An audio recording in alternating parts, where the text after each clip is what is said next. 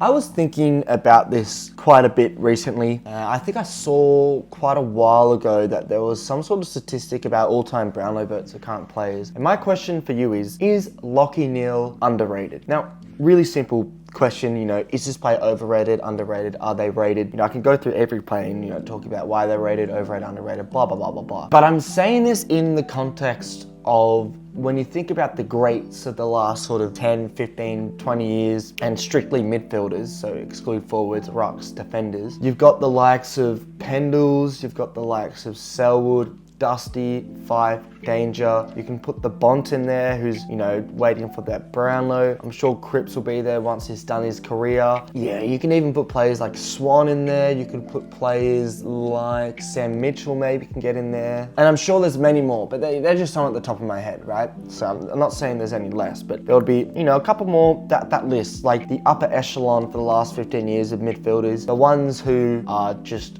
elite, like completely and utterly elite. But particularly with the conversation of, I would say Selwood, Pendles, Dusty, Fife, Danger, does Lachie Neale belong in there? And it's something that I've never given him credit for, if I'm going to be completely honest. I've always thought of Lachie Neale as a tier below, to be completely honest. And when he won that second Brownlow, I was definitely sort of like, shit, like this guy has won 2 Brownlows, something that Pendles hasn't even won one. Selwood hasn't even won one. Oh, Gary Ablett, I completely forgot to talk about. Gary Ablett and Fife are the only ones in recent history, obviously there's many more, to have won 2. Even Danger, Dusty, 1 Brownlow to their name, less than Lachie Neale. So it begs the question, is he underrated and should he be rated with, those players who I've mentioned, the Ablets, the Fires, the Dusties, the Dangers, the Selwoods, the Pendles. So I have a bunch of his statistics up here. The first is like Brownlow medal career votes, or total votes in their career for the Brownlow. Gary Ablett has 262, Patrick Dangerfield has 248, then a couple more,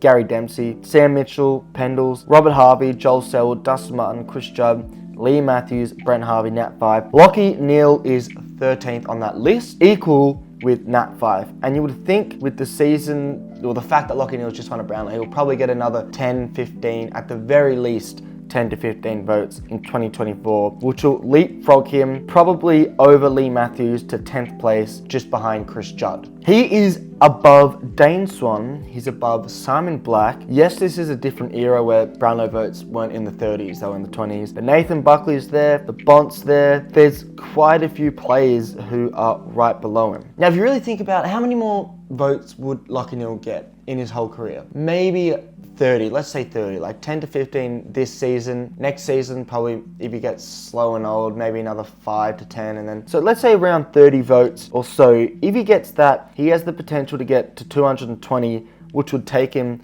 up and around where Pendles is, which is in 5th place. So he could be 5th by the time his career is done. Now, that is only the Brownlow, and as you guys know, I don't rate the Brownlow. I've done a whole video about how the Brownlow is stupid before, but I guess it is worth noting he's won 2. And if I give you these statistics as well, he's been a co-captain, so he's a captain, he's a leader. He has won a Lee Matthews Trophy in 2020, which is, I guess, similar.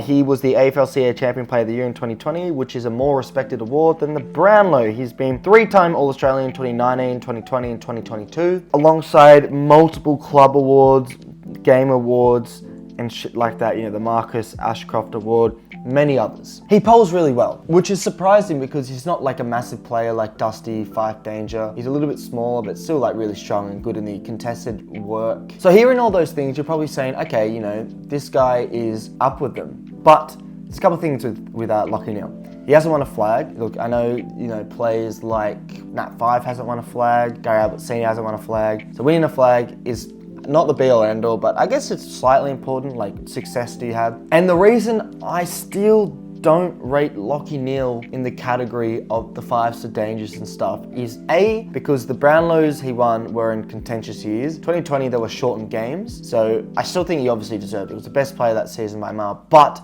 he also played majority of those games at his home ground in his home state, which means he's just more comfortable, and for a Victorian club, or anyone else who wasn't in Queensland really, it would have been almost impossible for them to win a Brownlow because they weren't at home the whole time the season was on. They weren't in their home state. They were in a complete foreign place. Which sounds stupid, but it honestly would be such a contributing factor to a player's happiness, well-being, and subsequently their performance. So, contentious one there. The 2023 Brownlow he won, the season that just went, he didn't even make All-Australian. And the All-Australian selectors have played football before. They're ex-players, they're professionals in understanding the best players. Whereas the Brownlow voters are the umpires who have never played and have got no idea what a good player is. They think getting touches is a good player. So the fact he didn't even make the All-Australian last year, won the Brownlow, tells you he did not deserve the Brownlow.